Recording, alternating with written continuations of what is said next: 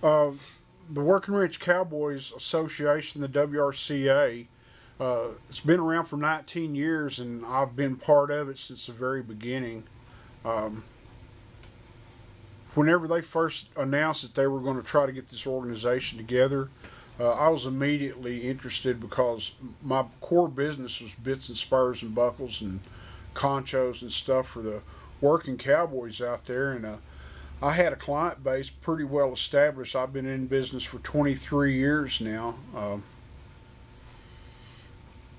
but I could see that an organization like the Working Ranch Cowboys was needed.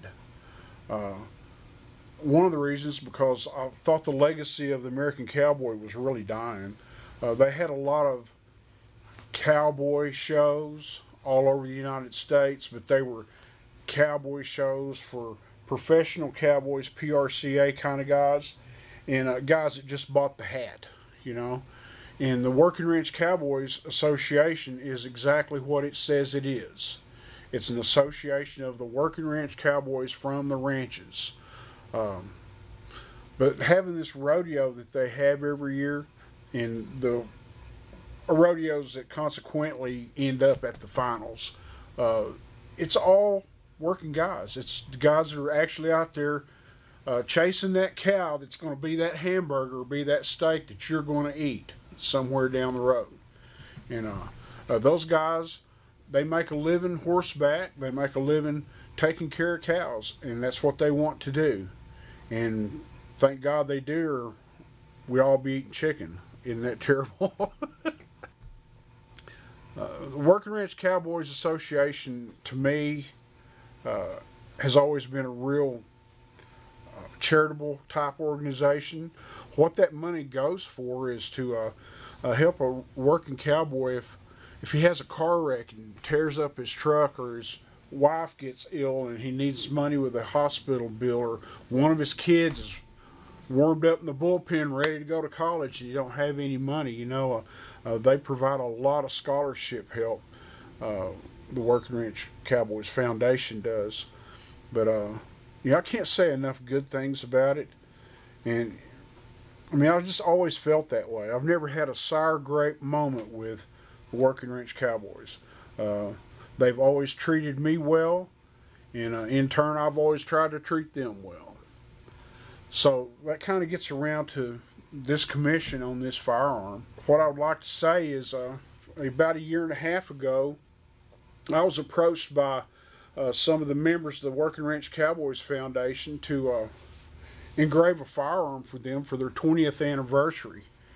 And of course, they all wanted a famous type rifle like a Winchester, and Winchester unfortunately is now made in Japan.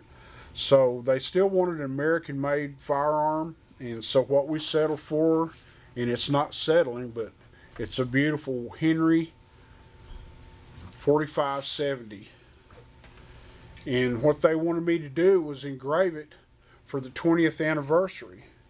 And so after 83 hours of work on this firearm, it's ready to go. We're going to start selling tickets on it at this rodeo. And it's a 4570. It'll take anything on the North American continent up to and including grizzly bear. It's a great elk gun, great deer rifle. Can't shoot prairie dogs with it. It'll blow them up. But it's a great gun. It's a made in America, just like their motto says, made in America or not made at all.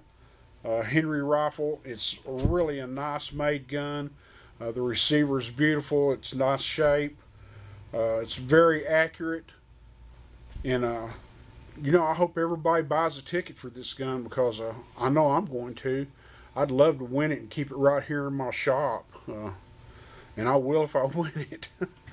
But I've got 83 hours in this firearm in the engraving.